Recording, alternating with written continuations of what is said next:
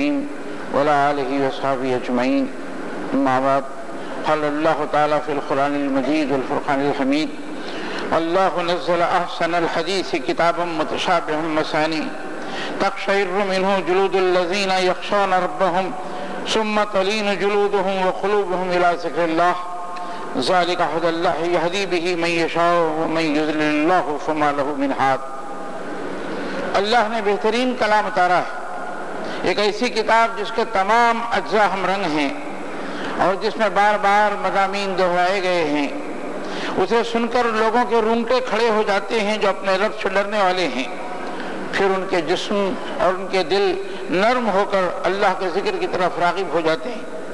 یہ اللہ کی ہدایت ہے، اور جسے چاہتا ہے راہ راست پر لے آتا ہے، اور جسے چاہتا ہے اور جسے اللہ ہی ہدایت نہ دے اس کے لیے پھر کوئی ہادی نہیں. محترم سامعین کرام، السلام علیکم ورحمۃ اللہ وبرکاتہ.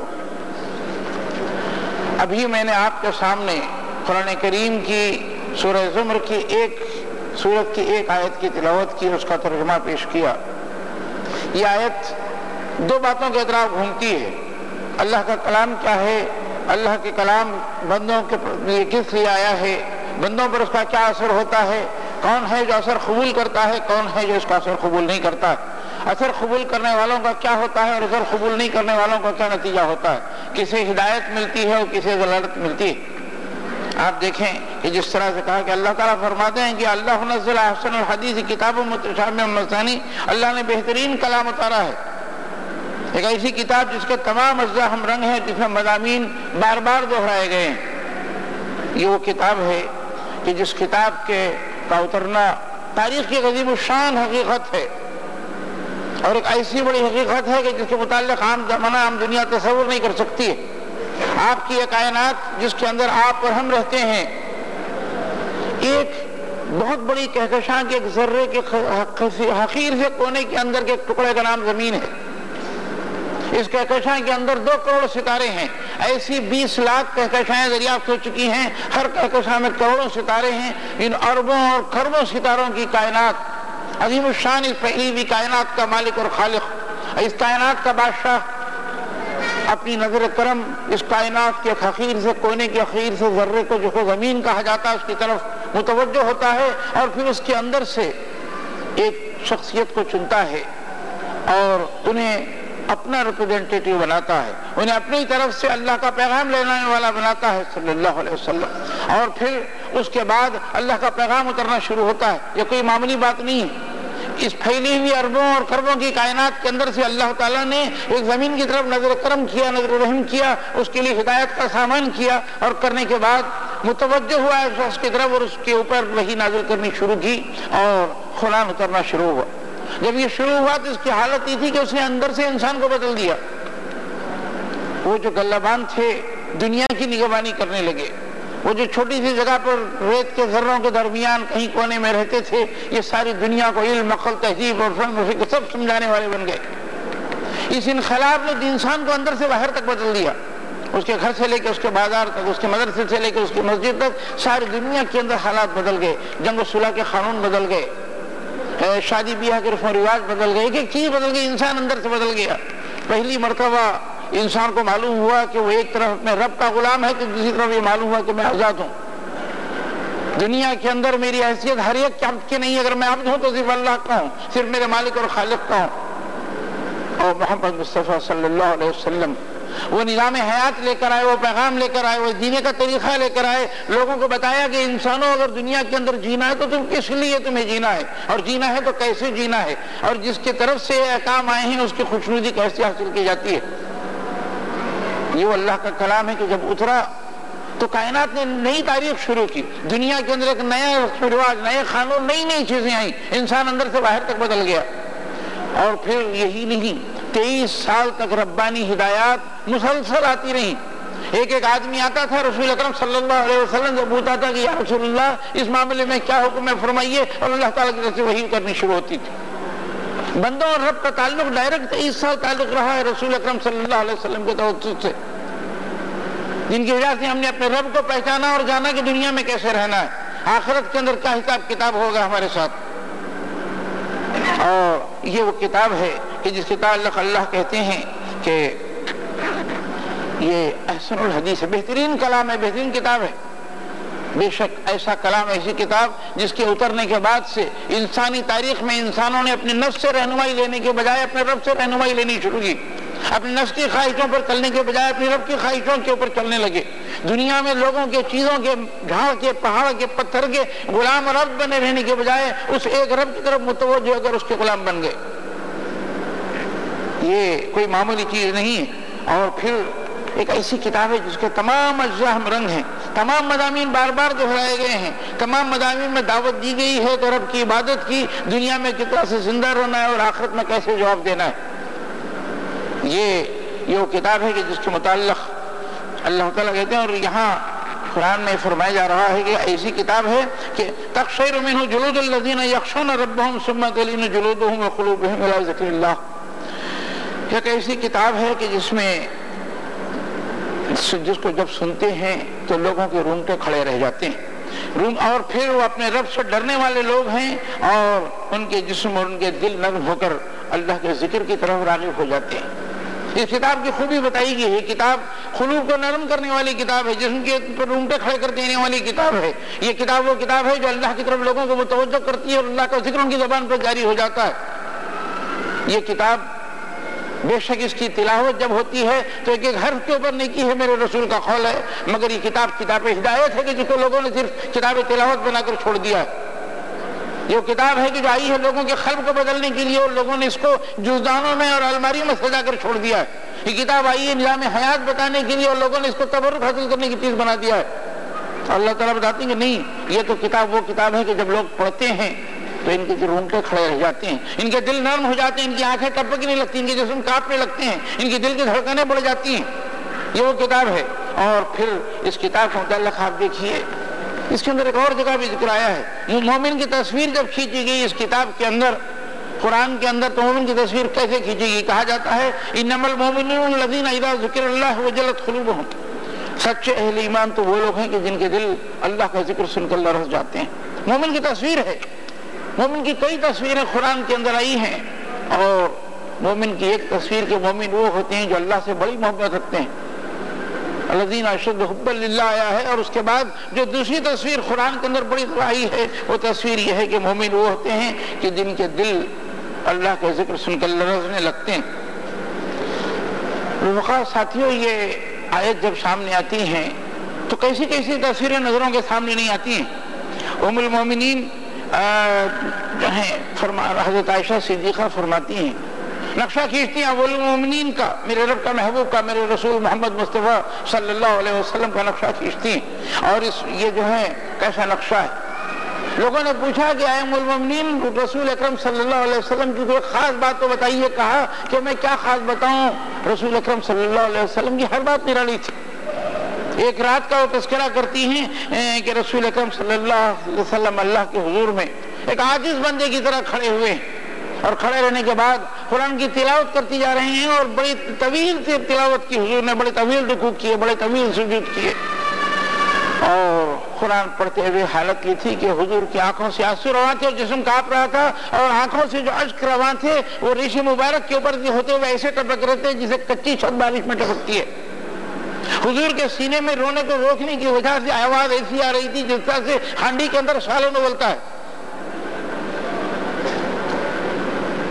میرے رب کا سب سے محبوب بندہ رب کی حالت کے اندر یہ ہے، اور روتا جا رہا ہے اور پڑھتا جا رہا ہے، یہاں تک کہ ستارے ڈوب گئے اور رات ختم ہونے کے قریب آئی۔ حضرت بلال آئے اذان دینے کے لیے۔ حضرت بلال نے دیکھا اور دیکھ کر کہا کہ یا رسول اللہ، آپ کی حالت تو یہ ہے کہ آپ کے لیے اللہ نے آپ کو کسی گناہ سے، خرابی سے بچانے کا وعدہ کر رکھا ہے، آپ کے ساتھ تو جنت کا وعدہ ہے، جنت آپ کے لیے ہے رسول اللہ، اور آپ جو ہیں آپ کی حالت یہ ہے کہ آپ اس بے قرار اس حالت کے اندر رو رہے ہیں۔ رسول اکرم صلی اللہ علیہ وسلم نے فرمایا کہ اے بلال، میں میرے رب کا شکر گزار بندہ نہ بنوں کہ جس نے مجھ پر قرآن نازل کیا ہے۔ یہ رسول اکرم صلی اللہ علیہ وسلم کی حالت یہ تھی کہ رات کو کھڑے رہتے تو ریشم مبارک تر ہوئے، پاؤں سوجے ہوئے ہیں، حیاء کے گھٹنے اور پاؤں سوجے ہوئے ہیں، اور پاؤں کے انگوٹھے جو ہیں تڑک گئے ہیں اور رس رہے ہیں، اس میں سے پانی نکل رہا ہے، اور مسلسل کھڑے رہنے کی وجہ سے۔ اور حضور کی کیسی کیسی چیزیں. نماز میں کھڑے رہتے تھے تو حضرت عبداللہ بن شیخہ راوی ہیں کہ رسول اکرم صلی اللہ علیہ وسلم کی آنکھوں سے آنسو جاری رہتے تھے، روتے روتے ہچکیاں بن جاتی تھی اور سینے میں ایسا معلوم ہوتا تھا کہ چکی سی چل رہی ہے. اور یہی نہیں، رسول اکرم صلی اللہ علیہ وسلم کا لفظ آتا ہے کہ ایک مرتبہ حضرت عبداللہ بن مسعود رضی اللہ تعالیٰ عنہ کو کہا کہ عبداللہ مجھے کچھ قرآن سناؤ. انہوں نے کہا کہ یا رسول اللہ میں آپ کو قرآن سناؤں، قرآن تو آپ کے اوپر اترا ہے. انہوں نے کہا کہ نہیں عبداللہ میرا بھی دل چاہتا ہے قرآن سننے کو. انہوں نے سورہ نساء کی تلاوت شروع کی اور تلاوت شروع کرتے کرتے اس آیت پر پہنچے فَكَيْفَ إِذَا جِئْنَا مِن كُلِّ أُمَّةٍ بِشَهِيدٍ وَجِئْنَا بِكَ عَلَىٰ هَٰؤُلَاءِ شَهِيدًا، کہ پھر سوچو کہ اس وقت یہ کیا کریں گے جب ہم ہر امت میں سے گواہ لائیں گے اور اے محمد صلی اللہ علیہ وسلم ان لوگوں پر تم کو گواہ کی حیثیت پیش کریں گے. اور جہاں یہ آیت پڑھ رہے تھے تو عبداللہ بن مسعود کہتے ہیں کہ آواز آئی کہ عبداللہ بس کر بس کر. میں نے دیکھا تو رسول اکرم صلی اللہ علیہ وسلم کی آنکھوں سے بے اختیار آنسو روا تھے اور اس وقت کا خیال کہ اللہ گواہ بنا کر مجھے سب پر کھڑا کرے گا حضور کو لرزاں اترتا رکھے ہوتا. حضور روتے جا رہے تھے اور پکار رہے تھے کہ عبداللہ بس کر بس کر. قرآن تو لوگوں کے دلوں سے کلام کرتا تھا. حضرت زبیر بن العوام کو تعلق آتا ہے کہ مسجد نبوی میں خانہ کعبہ میں کھڑے ہوتے تھے اور جب نماز پڑھتے ہوئے قرآن پڑھتے ہوئے کسی عذاب کی آیت پر پہنچتے تھے تو سہم کر ایسا کھڑے رہ جاتے تھے بغیر حرکت کے کہ چڑیاں یہ سمجھ کر کہ لکڑی یا پتھر کی کوئی چیز ہے آ کے ان کے کاندھوں پر بیٹھ جایا کرتی تھی.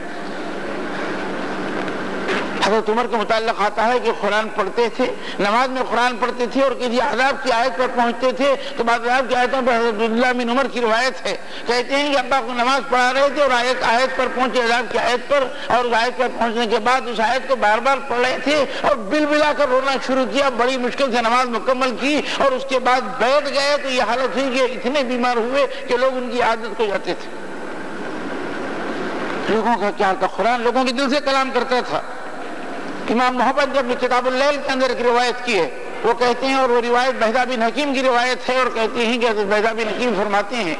کہ ایک مرتبہ میں غزات کی جامع مسجد کے اندر تھا. حضرت زرارہ بن عوف رحمۃ اللہ علیہ نماز پڑھا رہے تھے اور نماز پڑھانے میں انہوں نے سورہ مدثر شروع کی اور شروع کرنے کے بعد آیات پر پہنچے فَإِذَا نُخِرَ فِي النَّاقُورِ فَذَلِكَ يَوْمَئِذٍ يَوْمٌ عَسِيرٌ، کہ اچھا جب سور میں پھونک مار دی جائے گی، جب سور میں پھونک مار دی جائے گی اور وہ دن بڑا ہی سخت دن ہوگا. اور چیخے اور پڑھنے لگی اور پڑھتے پڑھتے بڑی زور کی چیخ ماری اور گر پڑے اور لوگوں نے دیکھا کہ دم نکل گیا ہے. حضرت بہدہ بن حکیم کہتے ہیں میں ان لوگوں میں تھا جو کاندھوں پر ان کی ناش کو اٹھائے ہوئے ان کے گھر پہنچے تھے. خلیفہ پنجم حضرت عمر بن عبدالعزیز سے متعلق آتا ہے کہ شاید ان کی شہزادی فاطمہ ان کی اہلیہ کو ان کے بھائیوں وغیرہ نے بہت روتے ہوئے بے قرار دیکھا اور پوچھا کہ شہزادی کیوں رو رہی ہو؟ تمہیں تو سارا عیش اور آرام ہے، تمہیں بادشاہ کی بیوی ہو، عیش و آرام ہے، میلے سے کیوں رو رہی ہو؟ کہا کہ کل رات میں نے عمر بن عبدالعزیز کو خلیفہ کو جس حال میں دیکھا ہے سوچتی ہوں تو ابھی بھی رونا آتا ہے. کل رات میں کھڑے رہے اور اس کے بعد انہوں نے قرآن کی تلاوت شروع کی اور قرآن کی تلاوت کرتے کرتے اور وہ آیت کے اوپر پہنچے اور پڑھنا شروع کیا. اور پہنچنے کے بعد وہ آیا کہ وہ دن ہوگا کہ جس دن انسان پتنگوں کی طرح اڑ رہے ہوں گے اور پہاڑ ان کے دالوں کی طرح بکھرے ہوئے ہوں گے. کہتی ہیں کہ بڑی چیخ ماری اور پڑھے اور پڑھتے رہے یہاں تک کہ چیخ مارتے رہے پڑھتے رہے اور اس کے بعد گر پڑے اور میں نے سمجھا کہ شاید دم نکل گیا ہے خلیفہ کا. اور اتنے میں فجر کی اذان ہوئی تو اس وقت کل بلا کر اٹھے. میں ان کی جب حالت سوچتی ہوں تو میری آنکھ سے بے اختیار آنسو جاری ہو جاتے ہیں. لوگوں کے ساتھ کلام کرتا تھا، ان کے دلوں سے مخاطب ہوتا تھا، دل لرزتے تھے. جو آیت کے اندر کہا گیا ہے کہ جب یہ لوگ پڑھتے ہیں اس قرآن کو تو ان کے روم پہ کھڑے رہ جاتے ہیں، ان کی آنکھوں سے آنسو روا ہو جاتے ہیں، ان کے دل کو ہلاتا ہے قرآن. قرآن کے متعلق میں ایک جگہ ذکر کروں، حضرت فضیل بن عیاض کے متعلق آتا ہے کہ بہت بڑے ڈاکو تھے، ایسے بڑے ڈاکو تھے کہ بول کر ڈاکہ ڈالا کرتے تھے. بغداد میں عورتیں کیا کیا کرتی تھی، اپنے بچوں کو سلانا ہوتا تو کہا کرتی تھی فضیل آ رہا ہے سو جاؤ، اور بچے ڈر کر سو جایا کرتے تھے. ایک رات نکلے ہیں چوری کے خیال سے گھر کے پاس، انہوں نے اپنا گھوڑا باندھا اور اپنا سامان چوری کا اور نخب کا لیے ہوئے گھر کے پیچھے سے چڑھے اور چھتوں کے اوپر سے چلے جا رہے ہیں. 3-4 بجے کا وقت ہے جب لوگ سوتے ہیں اور یہی وقت چوری کے لیے بہترین وقت ہوتا ہے. ایک جگہ سے جا رہے ہیں اور اوپر ایک روشن دان کے پاس آواز آئی اور چور تھے اور ٹھٹک کر رکے کہ آواز کہاں سے آ رہی ہے. دوبارہ روشن دان کے پاس کان لگایا تو حالت یہ تھی کہ کوئی نماز میں شاید تہجد کے لیے اللہ کی بندی کھڑی ہوئی تھی اور بڑے خوش الحانی کے ساتھ پڑھی تھی الم یعنی الذین آمنوا تخشع قلوبہم لذکر اللہ، کہ کیا ایمان لانے والوں کے لیے وقت نہیں آیا ہے کہ ان کے دل اللہ کے ذکر سے دہل جائیں۔ ایک منٹ کے لیے رکے اور پھر آگے بڑھے اور اس نے پھر دہرایا الم یعنی الذین آمنوا تخشع قلوبہم لذکر اللہ، کہ کیا ایمان لانے والوں کے لیے وقت نہیں آیا ہے کہ ان کے دل اللہ کے ذکر سے دہل جائیں۔ اور تیر کی طرح فضیل کے سینے پر آواز لگی اور یہ آیت تیر کی طرح اتری اور وہیں سے پکارنا شروع کیا آن یا اللہ آن یا اللہ، یا اللہ وقت آ گیا، یا اللہ وقت آ گیا۔ سب کچھ چھوڑا، چوری کا سامان چھوڑا، گھوڑا چھوڑا، کودے اس پر سے اور روتے ہوئے گئے۔ اور جانے کے بعد مسجد کے اندر ایک روایت میں تو یہ بھی آتا ہے کہ حوض تھا وضو کا، اس میں ڈوب کر نکلے، کھڑے ہوئے اور اللہ کی بارگاہ کے اندر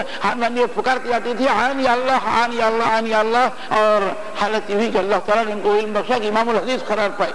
حضرت سفیان ثوری وغیرہ سارے ان کے شاگرد ہیں۔ قرآن لوگوں کے دلوں کو پلٹتا تھا، قرآن لوگوں کو اندر سے باہر کی طرف بدل دیتا تھا۔ تربیت الاسلامیہ میں استاد یسر خرداوی نے ایک بڑی خاص بات لکھی، استاد لکھتے ہیں اور خوب لکھتے ہیں، لکھا ہے کہ ایمان کی تابناکی تو دل زندہ پر منحصر ہوتی ہے، ایمان کی تابناکی تو دل زندہ پر منحصر ہوتی ہے، اور مومن کی ساری تربیت کا دار و مدار اس دل زندہ پر ہے۔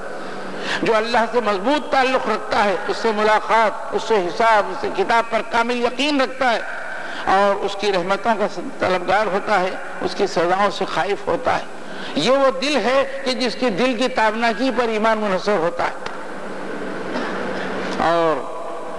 آگے لکھتے ہیں، استاد لکھتے ہیں کہ حساب کتاب پر اس کے کامل یقین ہوتا ہے، رحمتوں کا طلبگار ہوتا ہے، سزاؤں سے خائف ہوتا ہے، اور در حقیقت انسان اس کے مادی وجود، اس کے اعضاء، اس کے جوارے، اس کی ہڈیوں، اس کے گوشت پوست کا نام نہیں ہے، بلکہ اس ایمانی طاقت اور لطافت کا نام ہے جس کے مادی وجود کو ساکن و متحرک کرتی رہتی ہے، اسے حکم دیتی ہے اور روکتی رہتی ہے۔ اور یہ وہ روکنے والا، یہ جو حرکت دینے والا باشعور حصہ ہے، قرآن اس کو قلب کہتا ہے، اس کو دل کہتا ہے۔ لیکن متعلق استاد لکھتے ہیں کہ ایمان کی تابناکی اس قلب پر، دل زندہ پر منحصر ہوتی ہے۔ اور خود رسول اکرم صلی اللہ علیہ وسلم نے خود فرمایا ہے کہ حضور فرماتے ہیں کہ لوگوں، اللہ تمہارے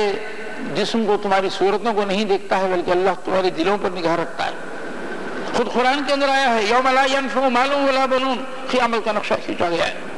لوگ کشا کشا اللہ کے دربار میں حاضر ہیں، اور اللہ تعالیٰ قرآن میں نقشہ کھینچتے بتاتے ہیں کہ یوم لا ینفع مال ولا بنون الا من آتى اللہ بقلب سلیم، کہ وہ دن جب کہ نہ کوئی مال نفع دے گا، نہ اولاد نفع دے گی، اور بجے اس کے کہ کوئی شخص قلب سلیم لیے ہوئے اللہ تعالیٰ کے دربار میں حاضر ہو جائے۔ یہ وہ قلب سلیم ہے جس کی قرآن پرورش کرتا ہے۔ قرآن کے اندر خود ایک بڑی طویل آیت ہے، سورہ قاف کی آیتیں ہیں، اور اس کے اندر اللہ تعالیٰ فرماتے ہیں کہ وہ دن جب اللہ تعالیٰ فرماتے ہیں کہ وہ دن جب ہم جہنم سے پوچھیں گے کہ کیا تو بھر گئی، اور جہنم جواب میں کہے گی حل من مزید، اگر کچھ اور ہے تو لے آئیے، اور ہے تو لے آئیے، کچھ اور ہے تو لے آئیے۔ اور یہ وہ دن ہوگا کہ جب جنت متقین کے قریب لا لی جائے گی، اور پھر کچھ دور بھی نہ ہوگی، اور اللہ تعالیٰ کا ارشاد ہوگا کہ یہ ہے وہ چیز جس کا تم سے وعدہ کیا جا رہا تھا، ہر اس شخص کے لیے جو بڑا رجوع کرنے والا، بڑی نگہداشت کرنے والا تھا اور بے دیکھے رحمان سے ڈرتا تھا، جو دل گرویدہ لیا ہوا آیا تھا۔ من خشی الرحمن بالقلب جاء بقلب منیب کی جو حالت یہ ہے کہ جو بے دیکھے اپنے رحمان سے ڈرتا تھا اور دل گرویدہ لیے ہوئے آیا تھا اللہ کے پاس، اس کے لیے جنت ہی جنت ہے۔ میرے ساتھیو، یقین جانو کہ یہ آپ کا اور ہمارا جو اصل مسئلہ ہے وہ دل زندہ کا مسئلہ ہے، قلب سلیم کا مسئلہ، قلب منیب کا مسئلہ ہے، اور یہی وہ چیز ہے کہ جو اندر سے انسان کو درست کرتی ہے، اور انسان کے اندر سے درستگی کا معاملہ ہے۔ انسان صرف باہر دنیا کے اندر جھنڈے گاڑ دے، کچھ ظاہری طور پہ کچھ کام کر لے اور کہے کہ میں مومن ہوں، تو دنیا قبول کر لے گی۔ اللہ تعالیٰ کہتے ہیں کہ میرے پاس اس بندے کی قیمت ہے جو قلب سلیم لیے ہوئے آتا ہے، قلب منیب لیے ہوا آتا ہے، مجھ سے ڈرتا اور کانپتا ہوا آتا ہے۔ قرآن جس کے دل کو ہلاتا ہے، اور وہ بندہ ہے جو میرا بندہ ہے، اللہ تعالیٰ کہتے ہیں۔ اور اس کے لیے یاد رکھو مومنوں کو، جو دنیا کے اندر سے محمد مصطفیٰ صلی اللہ علیہ وسلم کی امت کی حیثیت سے خود اپنی ساری دنیا کو دین کا پیغام، اسلام کا پیغام پہنچانے کے لیے کھڑے ہوئے ہیں، جب تک یہ لوگ اندر سے نہیں بدلیں گے، قرآن ان کو اندر سے نہیں بدلے گا، اس وقت تو کوئی فائدہ نہیں۔ اور دراصل قرآن کو اپنے قلب پر اس طرح سے اتارنے کی کوشش کرنی چاہیے، اس سے اس طرح متاثر ہونا چاہیے کہ انسان اندر سے باہر تک بدل جائے۔ کسی نے کہا تھا نا شعر میں کہ تجھے خود اپنی خبر ہے لازم، جہاں کے علم و خبر سے پہلے مسافت قلب و روح طے کر سیاحت بحر و بر سے پہلے. تو ہم کو اپنے آپ کو اندر سے درست کرنے کی ضرورت ہے، اندر سے قلب کو تبدیل کرنے کی ضرورت ہے. اب یہ اللہ کا کلام، اللہ کی بات، اللہ کے رسول کی زندگی، اللہ کا پیغام جب تک ہمارے قلب میں نہ اتر جائے اور قلب کو ہلا دینے والا نہ بن جائے، اس وقت تک انسان کچھ نہیں کر سکتا. یہی آیت، اسی کے اندر جو میں نے آیت پڑھی تھی آگے کٹ تھا ثم تلین جلودہم وقلوبہم الی ذکر اللہ، اور پھر ان کے جسم اور ان کے دل نرم ہو کر اللہ کے ذکر کی طرف راغب ہو جاتے ہیں. تقشعر منہ جلود الذین یخشون ربہم ثم تلین جلودہم وقلوبہم الی ذکر اللہ، کہ یہ جو ہیں ان لوگ، ان کی اس کی حالت یہ ہے کہ اس کو سن کر لوگوں کے رونگٹے کھڑے ہو جاتے ہیں، اپنے رب سے ڈرنے والے ہیں، اور پھر ان کے جسم اور ان کے دل نرم ہو کر اللہ کے ذکر کی طرف راغب ہو جاتے ہیں. آپ دیکھیے کہ جیسا کہ میں نے کہا، یہ مومن کی جو تصویر کھینچی گئی ہے ایک اور جگہ خود ہی آئی ہے، انما المؤمنون الذین اذا ذکر اللہ وجلت قلوبہم، کہ مومن وہ ہوتے ہیں، سچے اہل ایمان تو وہ لوگ ہیں کہ جن کے دل اللہ کا ذکر سن کر کانپ اٹھتے ہیں. حضرت ابو درداء کا قول آیا ہے، حضرت ابو درداء نے فرمایا کہ ہر چیز کے لیے اس کو چمکانے والی کوئی چیز ہوتی ہے، ہر چیز کے لیے اس کو چمکانے والی کوئی چیز ہوتی ہے، اور دلوں کو چمکانے والی چیز ذکر الہی، اللہ کا ذکر ہے. مگر یہ اللہ کا ذکر ساتھیوں وہ ذکر نہیں ہے جو کونوں میں بیٹھ کر خالی ضربوں کی شکل میں آئے. یہ وہ ذکر نہیں ہے کہ آدمی صرف کونوں میں بیٹھ کر اللہ اللہ پکارے اور باغ کر جائے. اللہ تعالیٰ تو قرآن میں فرماتے ہیں کہ ذکر فکر کے ساتھ ہوتا ہے. یہ ذکر اس وقت ہوتا ہے کہ آدمی جب قرآن پڑھتا ہے، اس پر عمل کرنے لگتا ہے، قرآن اس کو سامنے آتا ہے تو یہ قرآن اس کے قلب کو ہلاتا ہے، اس کو اللہ کی طرف راغب کرتا ہے اور وہ ذکر شروع کرتا ہے. ذکر قرآن کہتا ہے کہ فکر کے ساتھ ہے. قرآن کی آیت ہی نا کہ ان فی خلق السماوات والارض اختلاف اللیل والنہار لآیات لأولی الالباب الذین یذکرون اللہ قیاما وقعودا وعلی جنوبہم ویتفکرون فی خلق السماوات والارض ربنا ما خلقت ھذا باطلا سبحانک فقنا عذاب النار. رات اور دن کے آنے جانے میں، آسمان و زمین کی پیدائش میں اہل علم کے لیے، اہل دانش کے لیے، غور کرنے والوں کے لیے نشانیاں ہیں. اور یہ وہ لوگ ہیں کہ جو دن اور رات کی پیدائش آنے جانے میں، آسمان و زمین کی پیدائش میں غور کرتے ہیں تو ان کی کیا حالت ہوتی ہے. صرف سائنٹسٹ نہیں بن جاتے، صرف باہر کے وہ عالم لیکچر دینے والے نہیں بن جاتے. الذین یتفکرون فی خلق السماوات والارض، وہ لوگ جب آسمان و زمین کی پیدائش میں غور کرنے لگتے ہیں تو کیا ہوتا ہے؟ اٹھتے بیٹھتے اور لیٹتے ذکر کرنے لگتے ہیں. اللہ کا ذکر اٹھتے بیٹھتے لیٹتے کرنے لگتے ہیں. ان کی نشانی بتائی گئی ہے، الذین یذکرون اللہ قیاما وقعودا وعلی جنوبہم. سانس آتی ہے تو سوچتے ہیں کہ میرے مالک اگر سانس میری ناک میں نہیں آتی اور میں سانس لینے کے قابل نہیں ہوتا تو میں 4 آدمیوں کے کاندھوں پر ہوتا. الحمدللہ نکلتا ہے. سانس باہر نکلتی ہے تو سوچتے ہیں اگر یہ دم اللہ نے دل میں گھونٹ دیا ہوتا تو کیا ہوتا، اور آج میں یہاں پڑا ہوا ہوتا مردہ بن کر، اور نکلتا ہے زبان سے الحمدللہ. ایک لمحہ ہوتا ہے اور خیال آتا ہے کہ میں یہ کام کر رہا ہوں، یہاں جا رہا ہوں. ان تمام چیزوں میں میرے کو میرے رب کے پشت پناہی حاصل ہے، کیونکہ میرا رب تو کہتا ہے کہ ہم معاکم اینما کنتم، تم جہاں جہاں ہو میں تمہارے ساتھ ہوں. اور اب ہر قدم کے اوپر جب اس کو فتح نصرت نصیب ہوتی ہے، ہر قدم پر آسانی پیدا ہوتی ہے تو اپنے رب کا ذکر کرتا ہے. ہر معاملے میں اسے اس کا رب نظر آتا ہے. ایک روٹی کھاتا ہے، چھوٹی سی روٹی، گھر کے اندر بیٹھتا ہے روٹی کھاتا ہے تو اس کو خیال آتا ہے کہ نہیں، یہ روٹی کھانے کے اندر میرا تو اتنا اضافہ ہے کہ میں نے 5 ریال دیے اور دینے کے بعد فلاں دکان سے آٹا خرید لایا اور بیوی نے روٹی بنا دی ہے. مگر یہ روٹی کا واقعہ جس دن میرے رب نے یہ روٹی میری خدمت میں رکھی تھی، سال بھر پہلے سمندروں پر سورج کو چمکانا شروع کر دیا تھا. بخارات بن کر بادل اٹھے تھے اور کشا اللہ نے ان بخارات کو کھینچا بادلوں کی شکل میں اس زمین کی طرف لایا کہ جہاں کسان نے میلے حصے کا دانا بویا تھا، اور وہاں بارش بھی برسی، ہوا بھی چلی، سورج بھی چمکا، اور اس کے بعد ایک دانے سے پورا جھاڑ نکلا. جھاڑ میں 7 بالیاں، ہر بالی میں 100 دانے لگے، اور اس کے بعد یہ تمام میرے حصے کی چیز آئی اور صرف پس کر آئی تو میں نے پیسے پھینکے اور گھر میں لایا. اور کچھ لوگ ایسے ہیں جو کہتے ہیں کہ میرا پیسہ، میرا روپیہ، میری روٹی، میری کمائی. اور جو مومن ہوتا کہتا ہے کہ میرے مالک کا کرم ہے، وہ خیر الرازقین، اس نے سارا انتظام میرے لیے کیا. مومن اور غیر مومن کا فرق نہیں ہوتا. وہ اپنے ہر کام کے اندر اپنے اللہ کی مدد کو دیکھتا ہے اور اس کا ذکر کرنے لگتا ہے، بے اختیار ذکر کرنے لگتا ہے، اٹھتے بیٹھتے لیٹتے. یہی وجہ ہے کہ ذکر وہ ذکر نہیں ہے جو صرف تسبیح پر ہو جاتا ہے، وہ ذکر نہیں ہے جو صرف آوازوں کے ذریعے سے ہوتا ہے. ذکر تو ٹپکتے ہوئے آنسوؤں پر ہوتا ہے، ذکر تو دل کی دھڑکنوں پر ہوتا ہے، ذکر تو لڑتے ہوئے جسم پر ہوتا ہے. دل دھڑکتا ہے تو وہ اللہ کا ذکر کرتا ہے. اور یہی وہ ذکر ہے جو قرآن مطلوب سمجھتا ہے. قرآن کہتا ہے کہ مجھے یہ ذکر مطلوب ہے اور یہ ذکر کرنے والے ہی لوگ ہوتی ہیں جو سچے اہل ایمان ہیں. اقبال نے ایک جگہ کہا تھا نا کہ جو ذکر کی گرمی سے شعلے کی طرح روشن، مرد مومن کی تصویر کھینچی اقبال نے، جو ذکر کی گرمی سے شعلے کی طرح روشن، جو فکر کی صورت میں بجلی سے زیادہ تیز. اور ساتھیوں، قرآن کو ہردے جاں بنا لینے کے بعد یہ ذکر ہے جو قرآن مطلوب سمجھتا ہے. قرآن کا مطلوب ذکر ہے کہ فکر کرو، اپنی زندگی کو ٹھیک کرو، زندگی کا ہر لمحہ ایسا گزرے کہ اپنی حالت اور اپنا رشتہ اپنے رب کے ساتھ آتا رہے، رب کی مدد یاد آتی رہے اور زبان بے اختیار اللہ کا ذکر اٹھتے بیٹھتے لیٹتے کرتی رہے. الذین یذکرون اللہ قیاما وقعودا وعلی جنوبہم. اور یہی وہ چیز ہے جو بتائی گئی ہے. اور ساتھیوں، یہ کسوٹی ہے، یہ کسوٹی پر اپنے آپ کو کستے جاؤ اور دیکھتے جاؤ. میں نے کہا نا کہ اللہ نے کیا فرمایا ہے، الذین اذا ذکر اللہ وجلت قلوبہم. یہ وہ لوگ ہیں اہل ایمان کہ جن کے دل اللہ کا ذکر سن کر کانپنے لگتے ہیں. اپنے دل کی دنیا میں جھانک کر دیکھنے کی ضرورت ہے کہ ہم نے قرآن کے ساتھ کیا سلوک کیا ہے اور قرآن نے ہم پر کیا اثر ڈالا ہے. کیا ہم قرآن کو پڑھنے والے، سمجھنے والے، غور و فکر کرنے والے، اسے اپنے رب کا کلام سمجھ کر پڑھنے والے اور اتارنے والے ہیں، اور اس خیال کے ساتھ کہ اس پر ہم کو عمل کرنا ہے،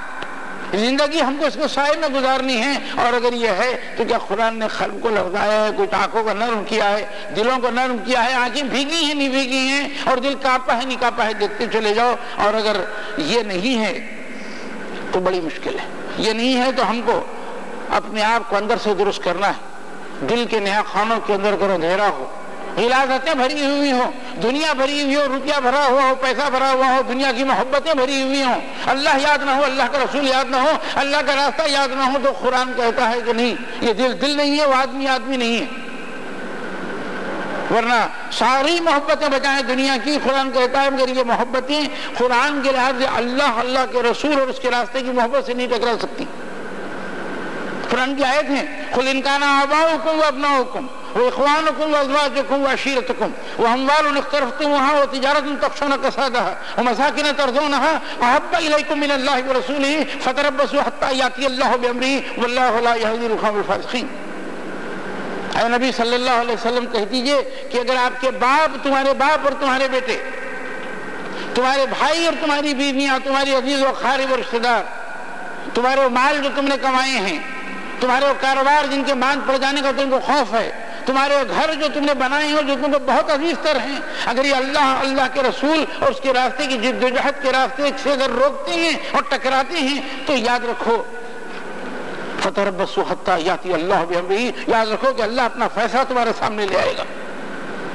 اور اللہ فاسقوں کی رہنمائی نہیں کرتا، اور فیصلہ سامنے لے آئے گا. کے اندر بہت سی چیزوں میں ایک بڑے عالم دین نے کہا یہ بھی بات شامل ہے کہ ایسے وقت کے اندر اللہ تم کو چھوڑ دے گا، دوسروں کو اٹھائے گا، ان کے ذریعے سے دین کی عزت کا، دین کی بڑائی کا کام لے گا اور تم چھوڑ دیے جاؤ گے. قرآن ڈائریکٹ آدمیوں کو دل سے کلام کرے، اللہ کا ذکر جاری و ساری ہو جائے، ان کے جن کو رونگٹے کھڑے ہو جائیں، وہ اپنے آپ کو اپنے رب کے حضور میں ڈھا ہوا پائیں، اس حالت کے اندر پائیں کہ اب وہ اپنے آپ کو اپنے رب سے ملا چکے ہیں، اپنی ہستی، اپنی ذات کو اپنے رب کے سامنے اڈیل چکے ہیں. ان کی دین اور ان کی دنیا، ان کا سارے اطراف اپنے رب کے ذکر سے آباد ہے، جو اپنے رب کے راستے پر چلنا چاہتے ہیں، جو قرآن کو ہدایت بنائے ہوئے ہیں، جو قرآن کو انہوں نے سمجھ لیا ہے کہ ہماری زندگی کے اندر ہمارے لیے ہدایت کا سامان ہے تو یہاں ہے، ہدایت کا سامان ہے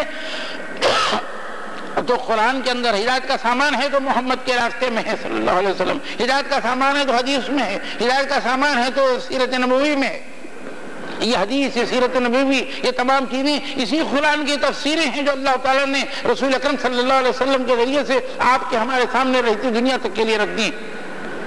اس سے ہردے جانی بناؤ گے، قرآن کے ساتھ وہ سلوک نہیں کرو گے جو قرآن کا سلوک ہے. لوگ اپنے پاسپورٹ کو بڑی احتیاط کے ساتھ سنبھال کر رکھیں، دن میں 6 صفحے اس کو دن میں 4 مرتبہ دیکھتے چلے جائیں. لوگوں کی خامی ہو بڑی حفاظت کے ساتھ سجا کر رکھے جائیں اور ہر لمحہ دیکھا جائے، اور اللہ کی کتاب جو قانون بن کر آئی ہے، جو حکم بن کر آئی ہے، زندگی گزارنے کا قانون لے کر آئی ہے، کتاب تاخوں میں رکھ دی جائے. اللہ کی کتاب کے ساتھ یہ معاملہ کر کے آدمی اپنے آپ کو مومن نہیں کہلا سکتا. اس کا تو اٹھنا بیٹھنا، اس کا تو لیٹنا، اس کی تمام باتیں اس کتاب کے تابع ہو جاتی ہیں. اور یہی وہ چیزیں جب تابع ہو جاتی ہیں تو یہ مسلمان جنت کا مستحق بنتا ہے، ورنہ اللہ تعالیٰ نے کہا ہے کہ ذالک ھدی اللہ یہدی بہ من یشاء ومن یضلل اللہ فما لہ من ہاد، کہ یہ اللہ کی ہدایت ہے جس سے وہ راہ راست پر لے آتا ہے جسے چاہتا ہے، اور جسے اللہ ہی ہدایت نہ دے اس کے لیے پھر کوئی ہدایت نہیں۔ جیسا کہ میں نے کہا کہ یہ ہدایت ہے، ھدی للمتقین آیا ہے قرآن کے اندر، اور متقین کا مطلب ہے کھٹک رکھنے والے، ڈرنے والے، دیکھتے رہنے والے کہ کہاں غلط ہو رہا ہے کہیں صحیح ہو رہا ہے، وہ خواہ کوئی ہو، جب ان میں کھٹک پیدا ہو جاتی ہے دل کے اندر تو قرآن رہنمائی کرتا ہے۔ اور یہ وہ کھٹک ہے جو مسلمان بننے والوں سے بھی مطلوب ہے، اور مسلمان بننے کا مسلمان سے بھی مطلوب ہے کہ ہر معاملے میں کھٹک رہے کہ میرے رب کا حکم کیا ہے اور میں کیا کر رہا ہوں، اور میرے رب کا حکم کیا ہے اور مجھے کیا کام سرزد ہو رہا ہے۔ ہر لمحہ اپنے آپ کو قرآن کے ورق میں ڈھونڈتا جائے، دیکھتا جائے اور تلتا چلا جائے، اور معلوم ہو کہ بے شک میں اس کا حق ادا کرنے کی اپنی حد الامکان کوشش کر رہا ہوں تو کامیاب ہو گیا۔ یہ وہ کتاب ہے کہ جس سے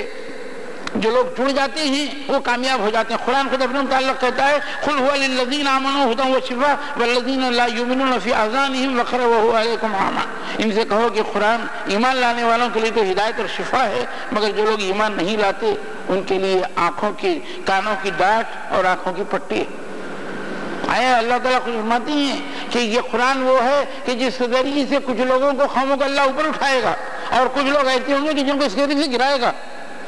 اٹھائے گا کی بات سمجھ میں آتی ہے، اور گرائے گا کا مطلب یہ کہ جس کو چھوڑ دیں گے اللہ ان کو گرائے گا۔ اور قرآن کے متعلق 2-3 منٹ میں آپ کو لوں گا۔ قرآن کے متعلق اللہ تعالیٰ کی وارننگ ہر ایک آدمی کو سامنے رکھنی چاہیے۔ سورہ طٰہٰ کی آیتیں ہیں، اللہ تعالیٰ فرماتے ہیں بسم اللہ الرحمن الرحیم ومن اعرض عن ذکری فإن له معیشة ضنکا ونحشره یوم القیامة اعمی قال رب لم حشرتنی اعمی وقد كنت بصیرا قال كذلك آتتك آیاتنا فنسیتها وكذلك اليوم تنسى، اور جو میرے ذکر سے منہ موڑے گا اس کے لیے دنیا میں زندگی تنگ ہوگی، اور قیامت کے روز ہم اسے اندھا اٹھائیں گے۔ اور وہ بولے گا، کہے گا کہ اے میرے پروردگار دنیا میں تو میں آنکھوں والا تھا، یہاں مجھے اندھا کیوں اٹھایا گیا؟ اللہ تعالیٰ فرمائے گا کہ ہاں اسی طرح تو ہماری آیات کو جب تیرے پاس آئی تھی تو تو نے اسے بھلا دیا تھا، آج ہم نے تجھے بھلا دیا۔ میں صرف وہ آیت کے پہلے ٹکڑے کے متعلق 2 جملے آپ سے کہوں گا۔ اللہ تعالیٰ فرماتے ہیں وَمَنْ عَارِضَ عَنْ ذِكْرِي فَإِنَّ لَهُ مَعِيشَةً ضَنْكًا، اور جو میرے ذکر سے اس قرآن سے منہ موڑے گا اس کے لیے دنیا میں زندگی تنگ کر دی جائے گی۔ قیامت کا وقت آگے آیا ہے، اور دنیا میں زندگی تنگ کرنے کا دوستو یہ مطلب نہیں ہوتا کہ نوکری نہیں رہے گی، اس کو روپیہ پیسہ نہیں ملے گا، کھانے کو نہیں ملے گا، بیماری آئیں گی، نہیں، خوب پیسے ملیں گے، ہزاروں روپیہ رہیں، لاکھوں روپیہ رہیں گے، ہزاروں ریال رہیں گے، اور بیماریاں ایسی رہیں گی کہ ایک چیز کھا نہیں سکے گا۔ 1 لاکھ روپیہ رہے گا، 10,000 ریال ہاتھ کے اندر رہیں گے، اور ایسی بیماری آئے گی کہ اس کے لیے 11,000 کی ضرورت ہوگی، اور اس کے اوپر اس کی معیشت تنگ ہو چکی ہوگی۔ کچھ لوگ وہ ہوں گے جو اللہ کا ذکر کرنے والے ہوں گے، روکھی سوکھی کھا کر آئیں گے، اپنے رب کے حضور میں حاضر ہوں گے، کچھ نمازیں پڑھی ہوں گی، اور تکیہ نہیں ہوگا، زمین پر ہاتھ ایسے سر کے نیچے رکھ کے لیٹے ہوں گے۔ ایسی نیند آئے گی کہ اگر نیند خریدی جانے والی چیز ہوگی تو سینکڑوں کروڑ لکھپتی لائن میں کھڑے رہیں گے کہ تھوڑی نیند ہم کو بھی دے دو۔ اللہ تعالیٰ کے ذکر سے جو منہ مڑے گا، اللہ تعالیٰ کہتے ہیں کہ ان کے اوپر ہم اس کی معیشت کو تنگ کر دیں گے، اس کو پیسہ دو دیں گے، روپیہ دو دیں گے۔ روپیہ پیسہ اللہ تعالیٰ کافروں کو بھی دیتا ہے، مگر حالت یہ ہوگی کہ ان کے اندر سے چین ختم ہو جائے گا، اطمینان ختم ہو جائے گا، ساری پریشانیاں باقی رہیں گی، اور پیسہ کمانے کے بعد محسوس کریں گے کہ ہاں یہ پیسہ ہمارے کس کام کا۔ 10 لاکھ روپیہ پڑے ہوئے ہیں، 10 بیماریاں، ڈاکٹر نے کہا ہے کہ تم سوپ کے سوا کچھ نہیں پی سکتے ہو۔ 1 کروڑ روپیہ رکھا ہوا ہے، اور حالت یہ کہ گھر کے اندر ایسی ہیں کہ لے جا کر کہیں علاج کرانا ہے، امریکہ کے اندر خلق بدلوانا ہے، اور 1 کروڑ 10 لاکھ روپے کی ضرورت ہے، پریشان ہے۔ یہ ہے معیشت ضنکا کا مطلب کہ اللہ تعالیٰ کہتے ہیں کہ جو قرآن سے منہ موڑے گا، جو میرے ذکر سے موڑے گا، اس کے اوپر میں اس کی معیشت تنگ کر دوں گا، اور دنیا میں نہیں آخرت کے اندر بھی یہ بڑا مہنگا سودا ہوگا۔ قرآن نے قیامت کا ایک نقشہ کھینچا ہے، جب قیامت کا وقت ہوگا لوگ اپنی خبروں سے اٹھائے جائیں گے، سوپ بھوکا جائے گا، لوگ خبروں سے اٹھائے جائیں گے، اور 2 فرشتے ایسی حالت میں رہیں گے کہ اس ننگ دھڑنگ آدمی کو جس کے چہرے پر کلوس چھا رہی ہوگی، سیاہی چھا رہی ہوگی، خبر سے نکالیں گے اور پکڑ کر کھینچتے ہوئے اپنے رب کے حضور میں بھگائے لے جا رہے ہوں گے۔ وہ کشا کشا اپنے رب کی طرف جا رہا ہوگا، اور اس کے بعد قیامت کا میدان ہوگا۔ قرآن کہتا ہے کہ بدلیاں پھٹیں گی، آسمان پھٹ جائے گا اور پھٹی ہوئے دروازوں کی طرح ہو جائے گا، بجیاں پھٹ جائیں گی اور فرشتے اپنے رب کا تخت لیے ہوئے آئیں گے اور قیامت کا دربار سج جائے گا، اور ایک طرف رسول اکرم محمد مصطفیٰ صلی اللہ علیہ وسلم کھڑے ہوئے ہوں گے، اور کھڑے ہوئے رہنے کے بعد حضور اکرم صلی اللہ علیہ وسلم کچھ لوگوں کو اپنے لوگوں کی طرف انگلی بتاتے رہیں گے اور پکارتے رہیں گے، وہ قال الرسول یا ربی ان قوم اتخذوا هذا القرآن مہجورا۔ حضور فرمائیں گے کہ اے رسول اکرم صلی اللہ علیہ وسلم کہیں گے کہ اے میری رب، میری اس قوم کے ان لوگوں نے اس قرآن کو پسنداز چیز بنا دیا تھا، بھلا دیا تھا، اس کی ذکر اس کی فکر چھوڑ دی تھی۔ ساتھیوں، قیامت کے میدان کو سوچو کہ کیا لے کر جا رہے ہو، اور وہاں اگر وقت کے رسول کی انگلی، آپ کے رسول کی انگلی آپ کی طرف اٹھ گئی کہ یا اللہ یہ وہ لوگ ہیں کہ جنہوں نے قرآن کو بھلا دیا تھا، تو ہمارے پاس کیا چیز بچی ہے جنت کی تمنا کرنے کے لیے؟ خود آیا ہے حدیث کے اندر ایک مرتبہ آیا ہے، رسول اکرم صلی اللہ علیہ وسلم کہتے ہیں کہ میں حوض کوثر پر بیٹھا ہوا رہوں گا اور لوگوں کو کوثر پلاتا رہوں گا، جو کوثر پی لے گا اس کو پھر قیامت کے خم تک جو ہے پیاس نہیں لگے گی، اور اس حالت میں کچھ لوگ ہوں گے جو میں دور سے دیکھوں گا کہ میرے امتی ہیں، اور کہوں گا کہ میں اور فرشتے ان کو روک رہے ہوں گے، میں کہوں گا کہ اور فرشتے روک رہے ہوں گے، اور فرشتے آ کر عرض کریں گے کہ یا رسول اللہ یہ وہ لوگ ہیں کہ جنہوں نے آپ کے بعد نئی نئی چیزیں نکالی تھی، قرآن کو بھلا دیا تھا، قرآن کے راستے پر عمل کرنا چھوڑ دیا تھا اور نئے نئے راستے نکالے تھے، اور حضور فرماتے ہیں کہ جب میں سنوں گا تو میں بھی کہوں گا دور ہو دور ہو دور ہو۔ ساتھیوں، قرآن کو چھوڑنے کے بعد خدا نخواستہ محمد مصطفیٰ صلی اللہ علیہ وسلم کی زبان سے ہم میں سے کسی کے لیے جملہ نکل جائے گا دور ہو دور ہو دور ہو، تو کیا حشر ہونے والا ہے؟ بس نظروں سے دیکھو، قرآن کی نظروں سے دیکھو۔ اور یہی وہ چیز ہے،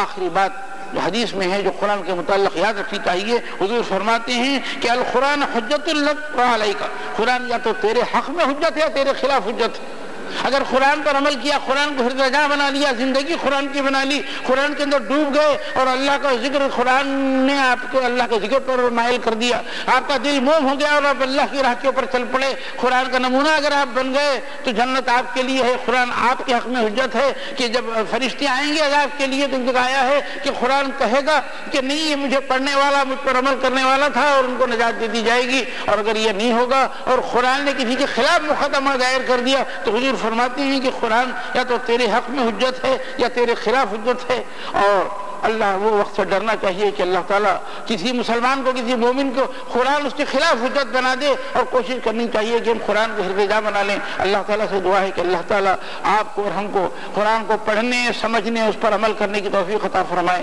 قرآن نے ہمارے لیے جو راہ حیات دی، اس راہ حیات کو اپنانے اور اس پر چلنے کی توفیق عطا فرمائے۔ اللہ تعالیٰ ہمارے دلوں کو اپنے رب کے ذکر کے لیے نرم کر دے۔ اللہ تعالیٰ ہمیں اپنی زندگی میں، اپنے ایک ایک عمل کے اندر اپنے رسول محمد مصطفیٰ صلی اللہ علیہ وسلم کے راستے پر چلنے کی توفیق عطا فرمائے۔ قرآن ہمارے نگران ہو جائے، قرآن ہمارے لیے حجت ہو جائے، اور قرآن کو ہم دل سے لگانے والے اور اس پر عمل کرنے والے بن جائیں، اور آخرت کے اندر اللہ تعالیٰ ہم سے آسان سودا فرمائے، بے حساب جنت عطا فرمائے، رسول اکرم صلی اللہ علیہ وسلم کی جنت میں معیت عطا فرمائے، اور قرآن کے فوائد اس دنیا میں بھی ہمیں دے اور آخرت میں ہمیں دے۔ ربنا آتنا فی الدنیا حسنۃ وفی الآخرۃ حسنۃ وقنا عذاب النار۔ اللهم صل علی سیدنا مولانا محمد وعلی آلہ وصحبہ اجمعین برحمتک یا ارحم الراحمین۔